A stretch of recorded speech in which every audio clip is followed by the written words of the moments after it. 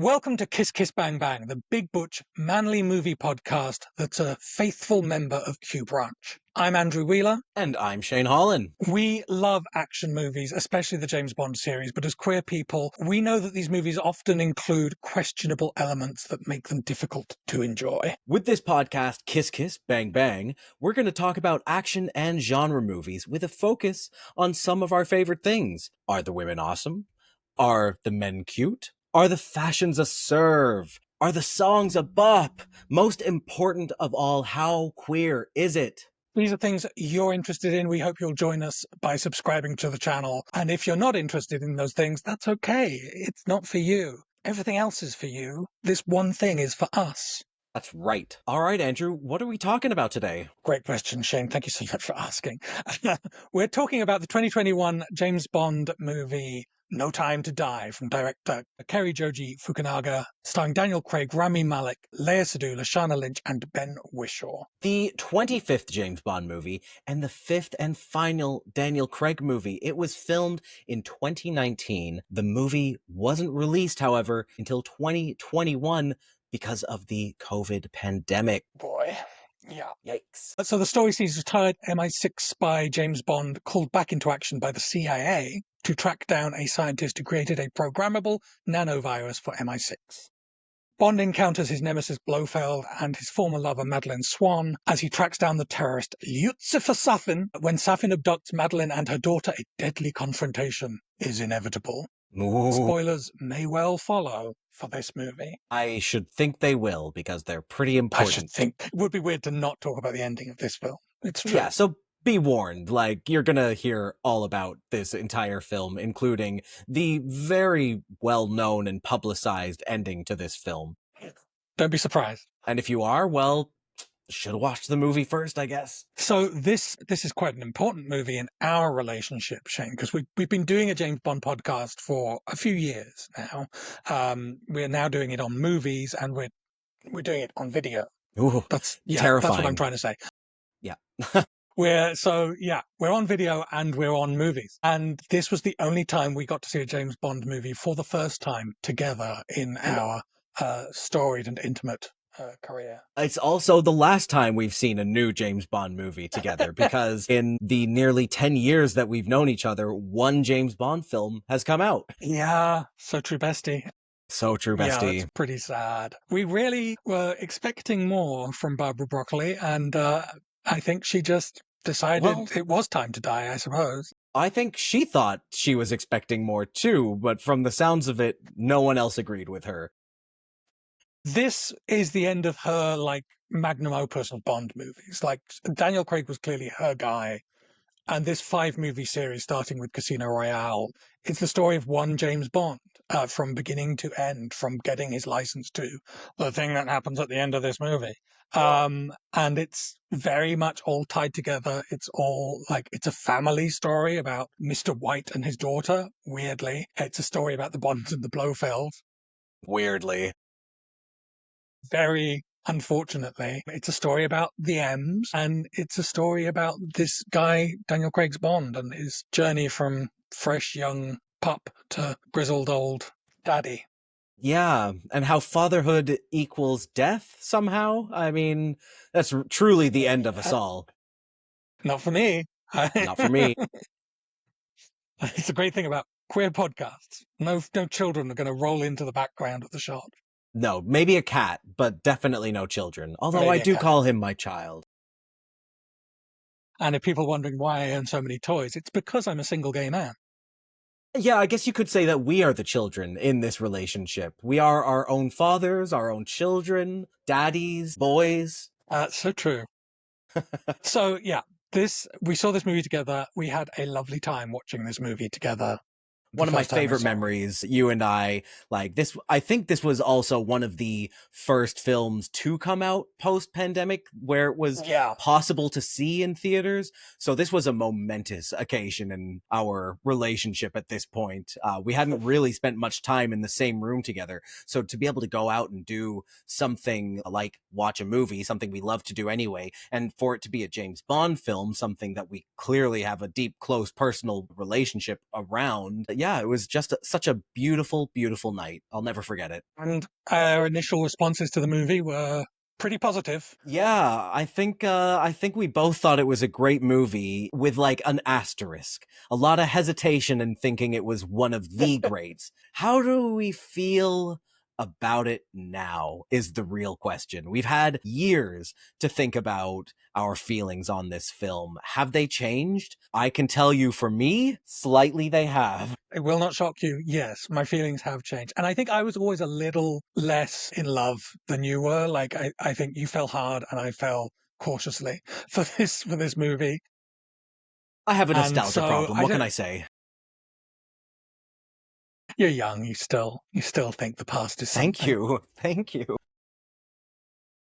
Yeah. I think my attitude towards this movie shifted pretty quickly. Like on second viewing, I was already starting to think, okay, I think maybe we've overpraised this movie a wee bit. But now I've sort of mellowed out on it. It's like the bits I love are great, and the bits that suck kind of really suck. The Which stuff that I honestly think makes Barbara it the Broccoli, perfect Bond film. well, true. Yeah, the things that Barbara Broccoli's really invested in are not things that I'm invested in from a Bond movie.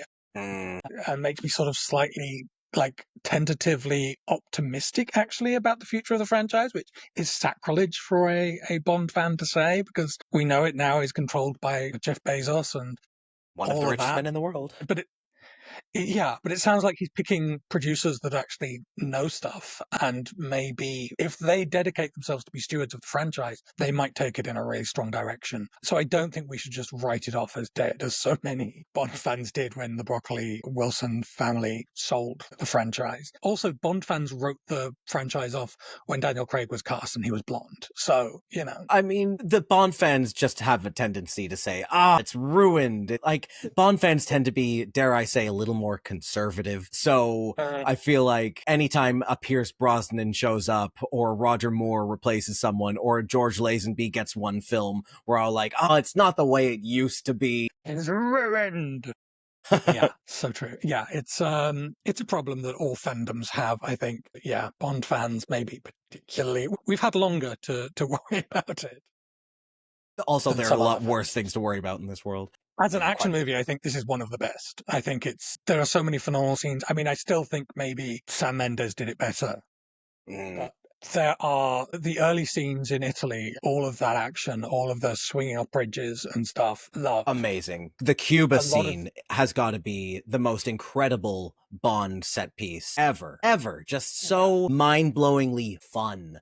And it's so, in the Daniel Craig era, fun action scenes have been few and far between. They've all been gritty and tense, and you're worried about everything. But this was just like lighthearted in a classic Bond way. Yeah. In the one movie where the stakes actually were real. Yeah, right. We knew he wasn't going to die in the middle of the movie. Spoilers. This is true. So, yeah, and we will talk about Ana de Armas for sure as we move through our unique grading and rating system. So, yeah, she is a treat in that scene especially. Well, that is her only scene, really. Well, yeah. I do love the nostalgia that's laced throughout this movie, particularly the tie-ins with You Only Live Twice and On Her Majesty's Secret Service. Those are two great films in their own right, and I feel like the writers, Purvis and Wade and Phoebe Waller-Bridges, managed to blend the past into this film in a way that feels relevant and fresh and exciting. It really tugged on my heartstrings at the time. And I've got to say, that is one of the pieces of this film that still kind of holds up for me, is the nod to the past and these references to the official Ian Fleming Bond story. Yeah. This is a Bond who has never met Tracy Bond, but has Vesper as his Tracy, essentially. Like, it's the same arc, more or less, except that she's not a traitor well, is she even a traitor? It's so complicated. But yeah, We'll get to that Tracy some other doesn't time. Tracy doesn't do what Vesper does, but, you know, the scene where Tracy dies at the end of OHMSS gets the darkest mirror here in the opening of this movie, in the scene where they are inside the car being shot at together and the bulletproofing is holding, but he is being a sadist to this woman he says he loves because he thinks she's betrayed him as well, and is willing to not just watch her die, but die with her in a gun being shot at by Blofeld's men. So it is exactly this inverse of OHMSS's closing scene, which Pretty dark. I did not really catch originally, but yeah, it's nice. It's very well structured. Like, it's very deliberate in this film. Yeah, not to mention, or just to mention, that the poison garden at the end of this film is lifted directly from the Fleming novel You Only Live Twice, which we have read in the past and discussed. And that was my favorite part of that novel. And watching the original You Only Live Twice has no mention whatsoever of this poison garden controlled by the semi-samurai Blofeld. But the way that it's brought to life in this film is beautiful. I wish there were more of it. I wish we'd spent more time in the garden, but it finally felt like we brought this iconic piece of literature to life, and that was really exciting for me. I wish it had been more gothic. Like, the version in the book is very, like, darkly gothic, sort of, I don't know, maybe part of this is me projecting from my head. I think of it as a sort of Germanic garden in a Japanese palace, but this felt much more sort of Apple Store, it was much more modern aesthetic. So I love the Poison Garden as a conceit. I think they did an okay job, but it wasn't as lavish. But then this movie wasn't going to be that. Like, this wasn't the villain that they were creating, and this wasn't the aesthetic of Craig's Bond. So very true. I have to live with what I can get, and then hope that we get another Poison Garden down the line. Honestly, let us make a movie and we'll do it so well for you. It's going to be so gaudy. There's going to be so many purple toxic flowers in there. I want to see Guttram Shatterhand's own Poison Garden. Ooh. Have the courage to say Guttram Shatterhand in a Bond movie, for God's sake. We've done everything else from those novels. Why not Guntram? What's left? What is left? I don't think Guttram is the half of that name. Well, they imported a fair amount of that.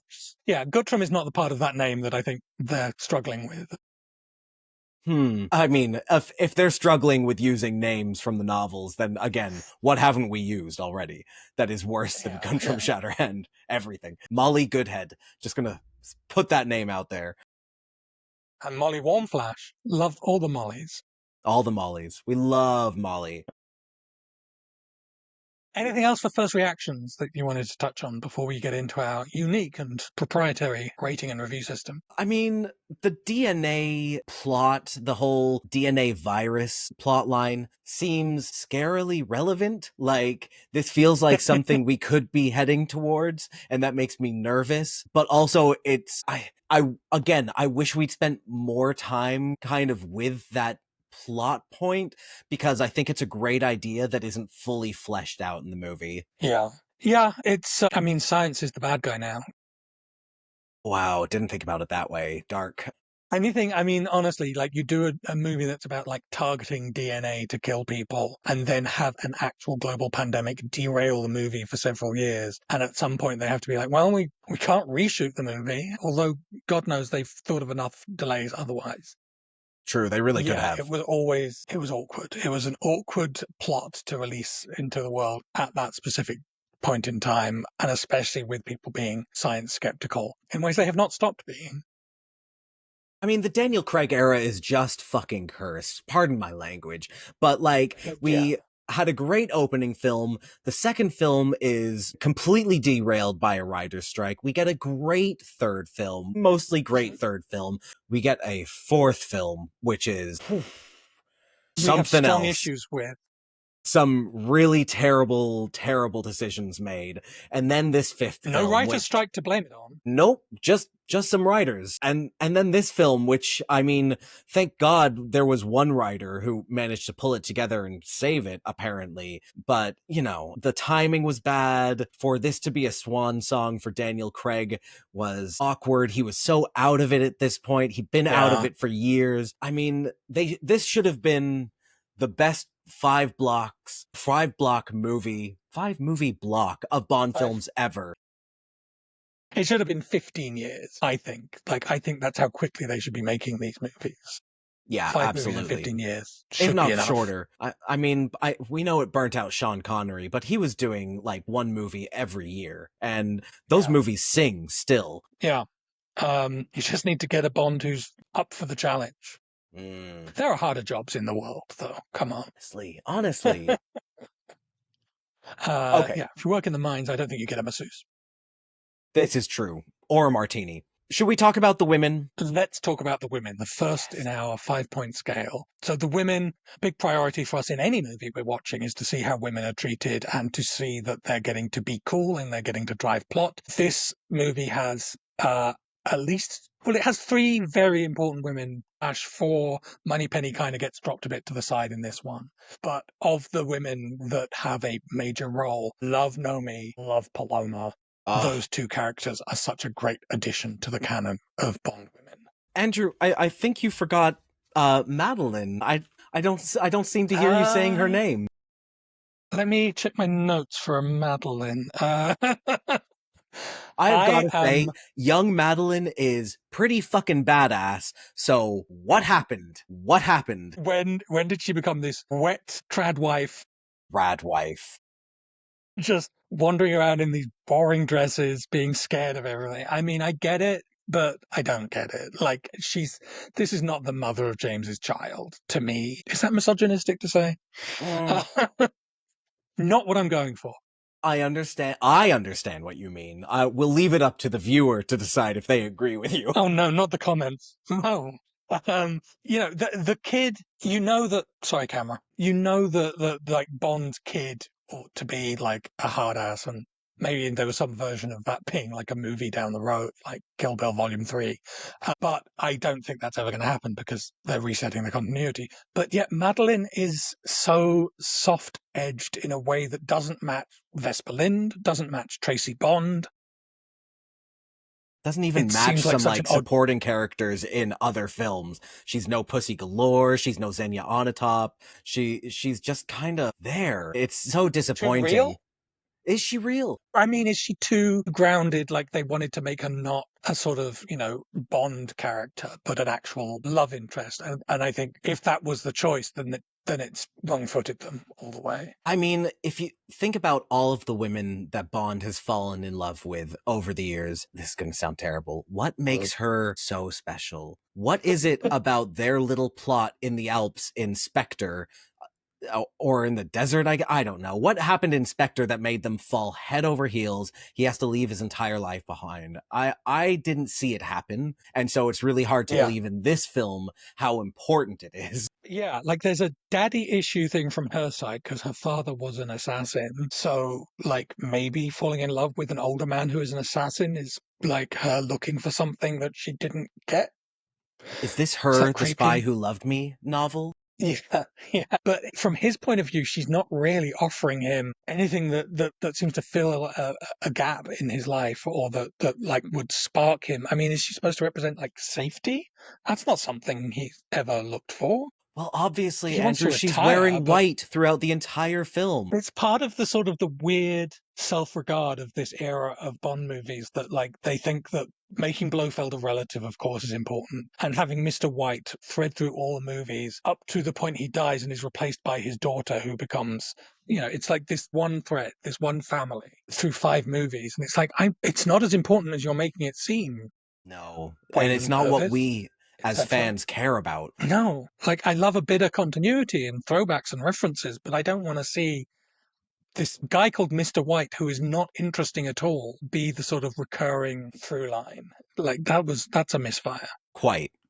And Madeline, anyway, but let's talk about the women we love. Yes. Again, Madeline not making the list. Sorry. Not an error, not an omission. I'm going to say first on the list, Lashana Lynch as 007 Nomi is just so effing incredible. She is cool. She gets to do all of the things that we want her to do in this film. She kicks ass.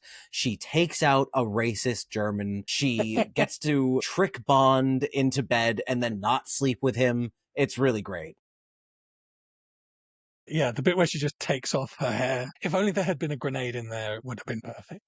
Q branch level wig, yes. Yeah, Nomi's great. The fact that they followed through on having like someone else be 007 and they made it this black woman who is just utterly unapologetic about her place. It sucks that at the end of the movie she's like, "Oh, I'll give you the name back, I'll give you the number back." Yeah. And she sort of disappears a bit in that third act. Mm-hmm. But there was a moment in time where it felt like we might get to see more of Nomi, and I was very on board for that. It's also kind of like, they're like, well, you wanted a black 007. Well, you wanted a female 007. Here you go. Here she is. She gets one film. We're never talking about this ever again. The people that want that will not be satisfied, and the people who are mad about it will just be mad about it anyway. It's true. Secret is to never try. I've got some things to say about Nomi as well when we get into the fashion section, of course. Mm-hmm. But I think Paloma, for me, she has the best set piece in the whole movie. And she's such a breath of fresh air. The fact that they decided to create this sort of Bond woman who is sort of ditzy and beautiful, but also like alarmingly competent at what she does. Yes. Like she is ditzy, and we've seen ditzy Bond women before, and usually that's like the joke. Their downfall, and then they'll fall over or get covered in oil. Yeah. And Paloma is just like, she's such a ray of joy in this movie. And again, it's almost a shame that this scene happens in the first act, because it is so uplifting that the rest of the movie kind of just does this for the last two acts. Yeah, and it's such a brilliantly dramatic sequence, like having all of Spectre basically wiped out in a single gesture, and then this incredible chase through Cuba, and Paloma like kicking ass in the ballroom, and all of these things strung together. Nomi, of course, getting in on the action, well, impelling the action, really. Mm-hmm. Yeah, it's a great sequence that includes all the key players. Oh, except Madeline. And yeah, after that, it's like, well, the movie's never gonna hit that high again. No, and it really doesn't. But yeah, Ana de Armas is just, she's so good. She's so good in everything that she's done that I've seen her in so far. I feel like we deserve more of her. I want to see her in more action films. But she's going to be in Ballerina, the John Wick movie, which maybe has come out by the time this episode comes out. So true. That will be really exciting to see. Apparently she's with Tom Cruise, and I wouldn't wish that on anyone. So Anna, we're pulling for you, girl. Get out of there. Girl, take a look at that gif of Nicole Kidman walking out of that lawyer's office when they split up. Think of that freedom that you could have. Oh, but then you have to date Tom Cruise to feel that way, I guess. Maybe that's what it's all about. It's not worth it. It's not worth it. Oh my God, does that make her a Scientologist? Don't you have to be? If you know what, we can't get into this. I don't know. I can't ruin this image I have of her in my head. Yeah, she's perfect. Perfect, no notes. Speaking of perfect, let's talk about the boys. The second finger of our hand of death. The hunks, the hotties, the men of note. It's important, I think, to objectify men in movies. That's right. Otherwise, what are we doing here? What are we doing here? Let's start with, we have to start with the man who plays Bond, Daniel Craig, who is sexy at every age. He was 51 when he made this film. To put that in context, Sean Connery was 41 in his first of his final films, Diamonds Are Forever. Pierce Brosnan was 49 in Die Another Day. Daniel Craig looks amazing. He looks so good. He is so handsome still in this movie. Not disguising his age at all either. Like, it's not like he's trying to, talk about Tom Cruise, He is more than happy to look like a man in his early 50s, beaten up, weathered. That's the point of the character at this point in his story. But yeah, no, that is one of the most desirable men in the world. And seeing him in like a wet t-shirt and little tiny short shorts, it's like, that's fierce. Still works. Yeah, like the fact that he's not going to do the walking out of the water in tiny blue cut-off shorts or square cut shorts again, like he did in Casino Royale. He already set the world on fire when he did that. But sort of pay homage to it with his like wet t-shirt look, and then peeling off the t-shirt, taking a shower, and it's like, oh, hello, sir. It's really paid off. Now all I can think of is Daniel Craig in a wet t-shirt contest. which I'd pay a lot of money to see. I think he'd be up for it, honestly. I think so too. He only plays gay roles now, so doing a wet t-shirt contest at, I'm gonna assume, a gay bar, because where else is he gonna do it? Fire Island 2, this time it's Daniel Craig. I'll produce it, damn it. I will make millions of dollars and produce that film. I think I also want to talk about Billy Magnuson, the smiley, smarmy CIA agent who is so beautiful and also a fun part of this movie. He's a good villain, but he's got a rockin' bod, and you don't really get to see it in this film. Yeah, Billy Magnuson is one of those people who's like, oh, that is a Ken doll. Like, that is an unnaturally, like, computer-generated, beautiful person. Yeah. Always a pleasure to have around. A pleasure to have in class. You know, when he sang Agony in Into the Woods and just, you know, full focus away from Chris Pine, like, that's impressive. Yeah, I'm always happy to see more of Billy Magnuson. Not in this role, obviously. No, dark end to his character. Bond doesn't often kill in cold blood, but that was a good one. Yeah. And then there's Rami Malek, who I know a lot of people feel very fondly towards. He's not on my particular wall of crushes. And also, like, I don't love his Safin. Like, I don't dislike it. I don't think it's a bad performance, but I think it's slightly, like, it's a B-tier Bond villain performance. I don't think it's his fault, you know? It's, the character wasn't set up well. I mean, the character isn't even really reintroduced after his first moment in the beginning for, what, an hour and a half into the film? Yeah, he's not up there with Le Chiffre or Silva. Like, those are the best Craig-era villains. He's not down there with Dominic Green either.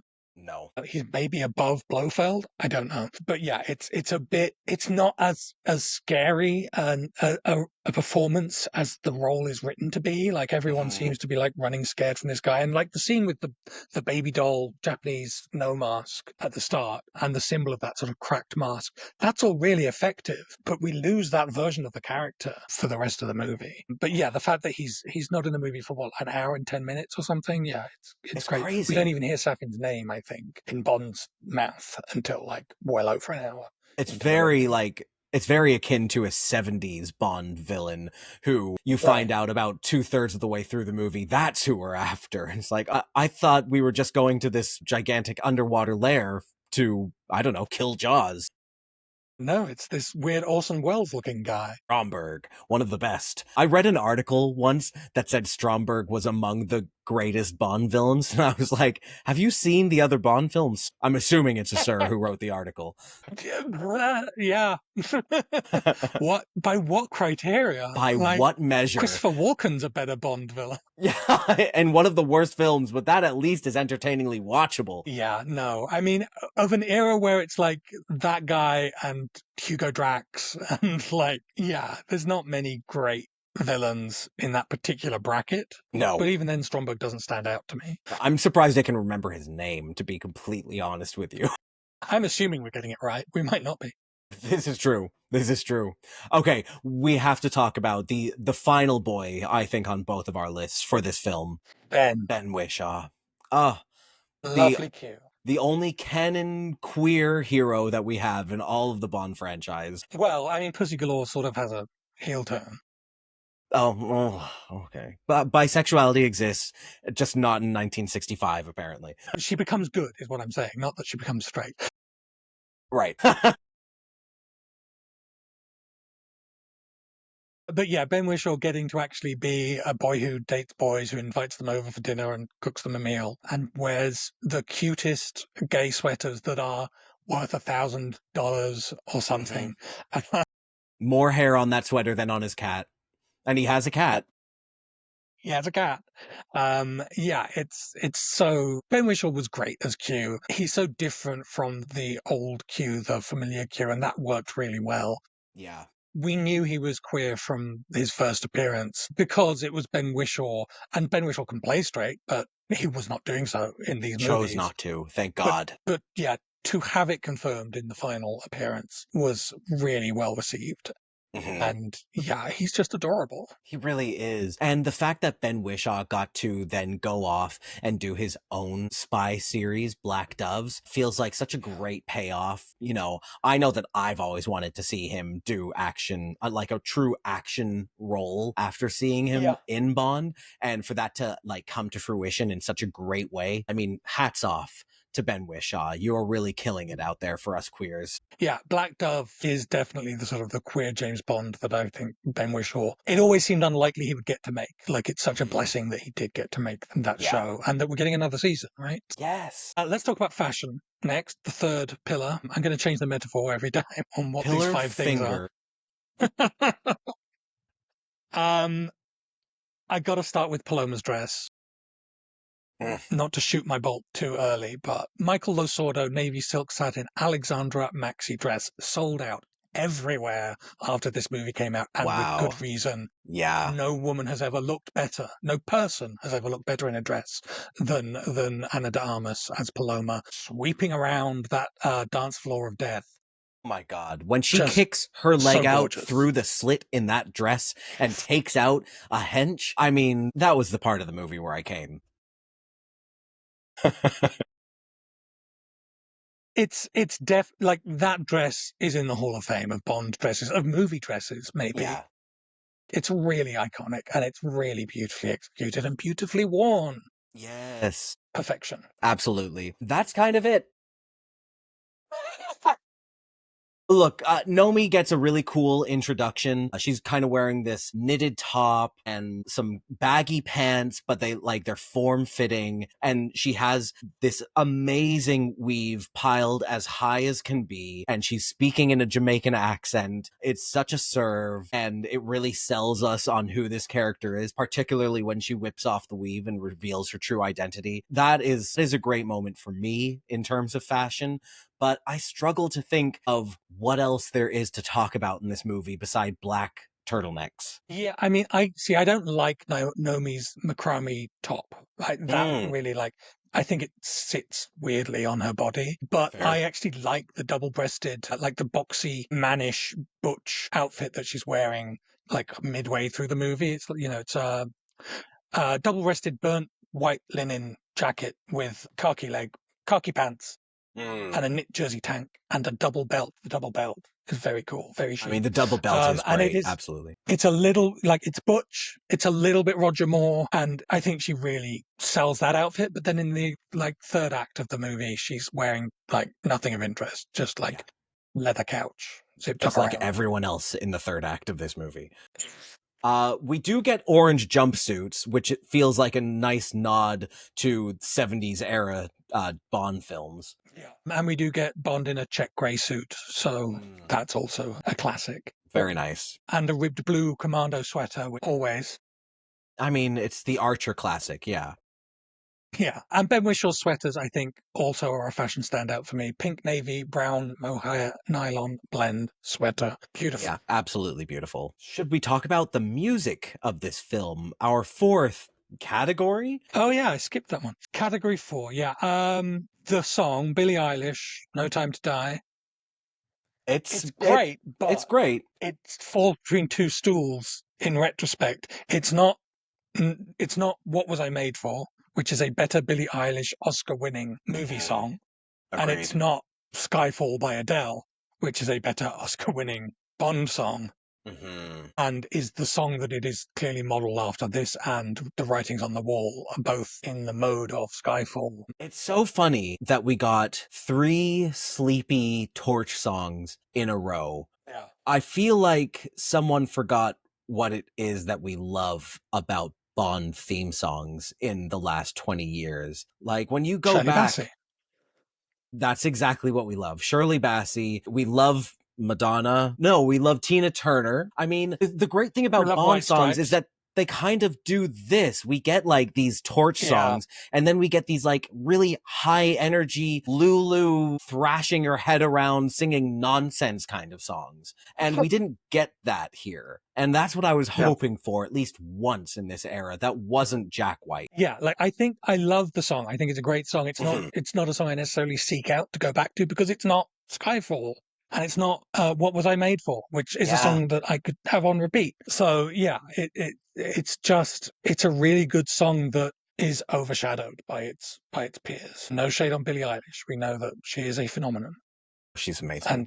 And she did, she and Phineas wrote the song. They did a great job. But yeah, it's just that feeling that, like, could we have had something in the model of Shirley Bassey or Tom Jones even? Could we have had a belter? I think it would have been better if we see. didn't have Sam Smith kind of sandwiching these two songs. It would have just hit a bit differently, but it's like we just heard this song twice, so it doesn't stand out in the way that it should. Yeah. Yeah. And no shade to Sam Smith either. Like, I love their music, but they could have done the brassy belt and didn't. Yeah.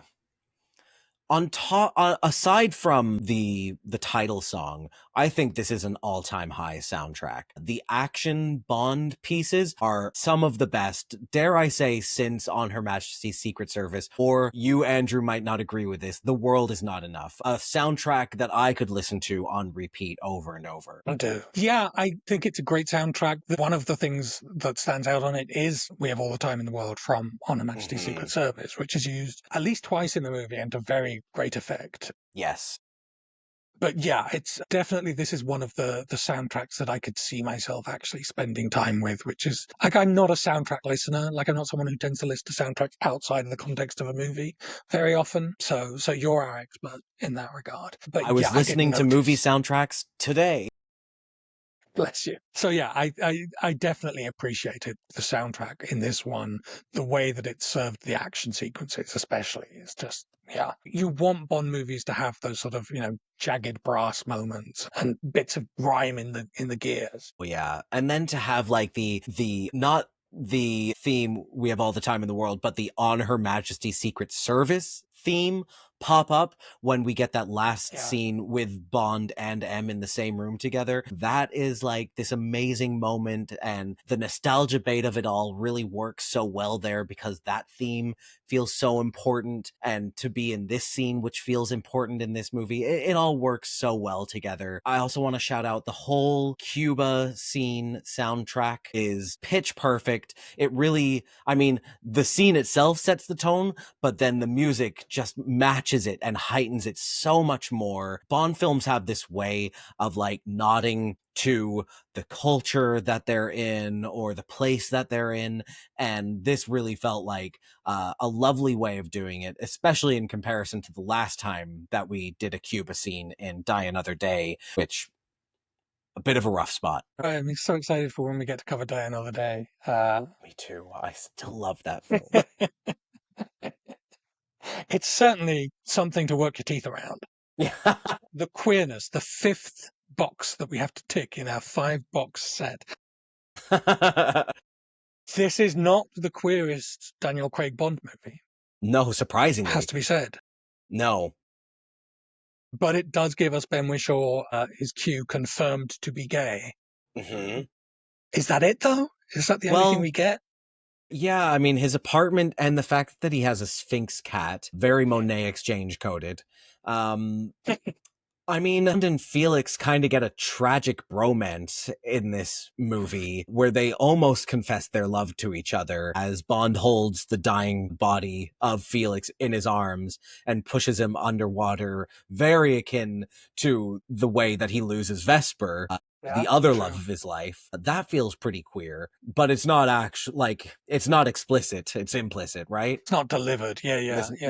It's sort of, it's like the Q thing is considerable. Like, it's a milestone in the Bond canon, and we've the fact only that ever had queer villains. It's so good to see the opposite. And the fact that it's sort of casual is kind of good, but it's also so minimal and so late. Yeah. That it's like, I can't get excited about this movie as a queer, a movie with queer content, shall we say? No, it's just, it's like saying that we have a gay character in a Disney film and it's LeFou looking at a man from across the room in the last 5 seconds of Beauty and the Beast. All right.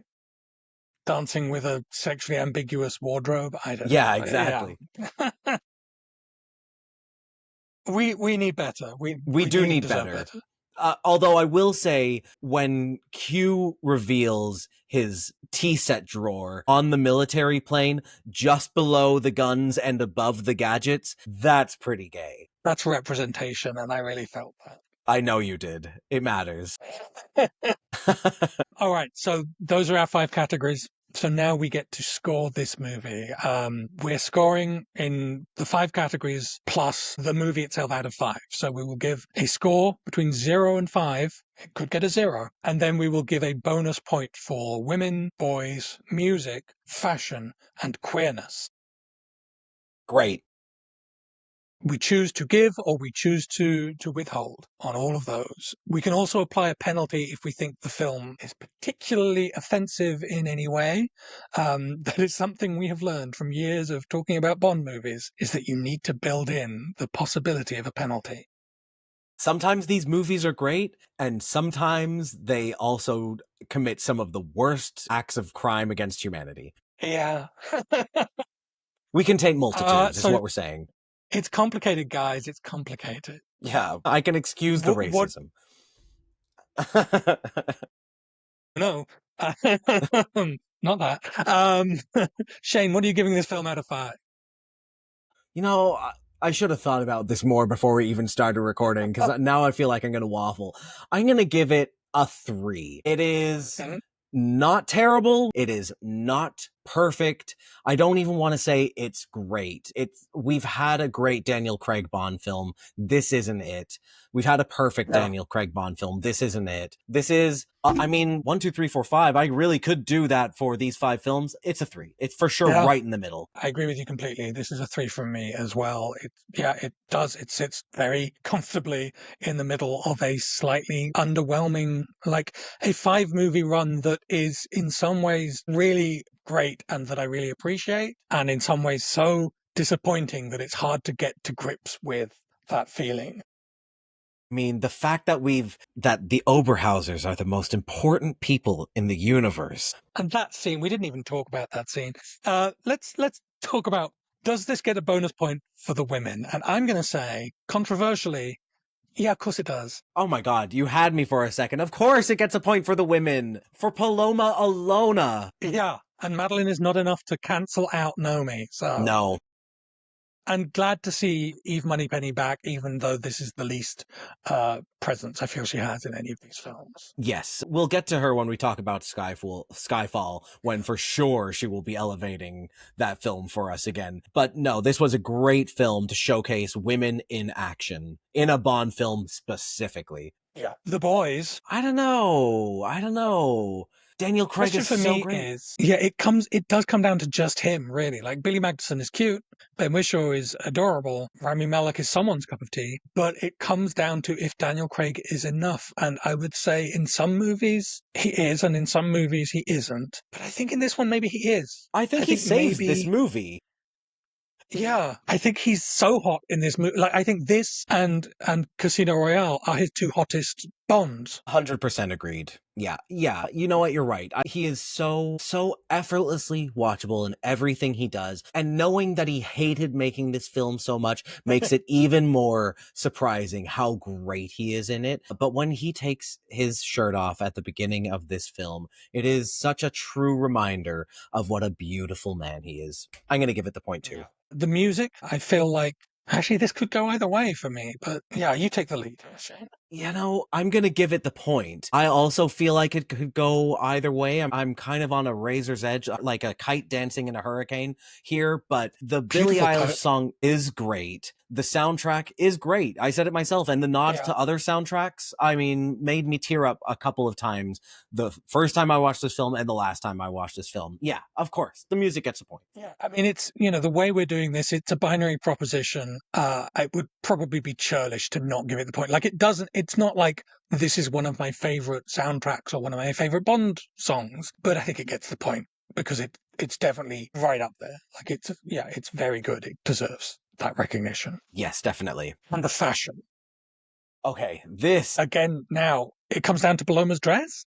That's it, honestly, right? Like, does one dress save the fashion standard of this film, I don't think I can give it the point for one single garment. You know, we've had so many Bond films with so many amazing, mind-blowing costumes, and to get just one that I can recall clearly, it's not enough for me. And then there's Madeline Swan's awful dresses to think about. But God, just white button-ups with like white pencil skirts, nothing new, nothing exciting, terrible. I think this is where we're going to split the difference for the first time. I'm gonna give it the fashion point for Paloma's dress, in the same way that I'm giving it the boy point for Daniel Craig. It's not worth both of us giving it this point, but I feel comfortable one of us recognizing Paloma's dress. I think that's and fair. I do like Nomi's outfits, and I do like Ben Whishaw's sweaters. So that's my little Hall of Fame for this movie. It's not the most extensive or interesting fashion Hall of Fame that you'll get from a Bond movie, but it still earns a spot. I mean, way to lift them up, friend. It's not the best, but it ain't the worst. If Rue's number one, I'm number two. Queer. She's gay. Again, it comes down to one thing, Ben Whishaw. And I'm going to say now, not enough, because it's too little too late. I mean, it's great. Again, love Ben Whishaw, love that we have a QQ, but it's so late in the day and it's so small. And they did it in the last movie he would be in. And it's like, no, it's not good enough. And there wasn't enough hot boys in the movie. Yeah, I'm withholding. And considering, of course, considering that we had a whole film dedicated to like our most outspoken queer villain, Silva, like so recently, to have that be our only queer moment, like our only acknowledgement in the film in this day and age, I can't give it the point either. I love you, Ben Whishaw, and I want to give you that point. I'd rather give Ben Whishaw the point for his first appearance at Casino Royale. Wait, was it Casino Royale? No, it was Quantum of Solace? Was it Skyfall? Might have been Skyfall. Oh my God. They really slow pedaled all the like elements in this version of Bond. Wow, I forgot. All right. Sorry, Ben Whishaw. But I'm not giving the movie a penalty. No. No sins were committed. Okay. This movie is above board. So it gets a 6 from you and a 7 from me for a 6.5 altogether, which is a respectable score. 65%, that's a solid C, you know? That's not bad. The other Bond fans are going to be furious with us. Well, they're going to be furious about everything we do. That's true. Yeah, they're going to hate this podcast. All right. So that's our first Bond movie in the new video format. So excited to do 25 more of these, and maybe they'll make more Bond movies. Maybe by the time we finish this video podcast series, we'll have 26 Bond films to talk about. That honestly would be so nice. Can't wait. And then we'll relaunch the podcast in hologram form. Ooh, just to keep it going. Ooh. It'll be that thing where you just inject a chip into your head and you have our voices and our likeness inside your brain at all times. That'll be great because I'll be dead and you can just use the facsimile of me that's been created inside the San Junipero. As if that's not what's happening already. Yeah. Thank you so much, Shane. It's been a delight. Always a pleasure, Andrew. Kiss, kiss. Bang, bang. If you enjoyed this video, please click the like button and subscribe to this channel. You can follow Kiss Kiss Bang Bang on Instagram, TikTok, Blue Sky, and Letterboxd at KKBBpod, or email us at kisskissbangbangpod@gmail.com. Kiss Kiss Bang Bang is recorded in Toronto on the traditional territory of many nations, including the Mississaugas of the Credit, the Anishinaabe, the Chippewa, the Haudenosaunee, and the Wendat peoples.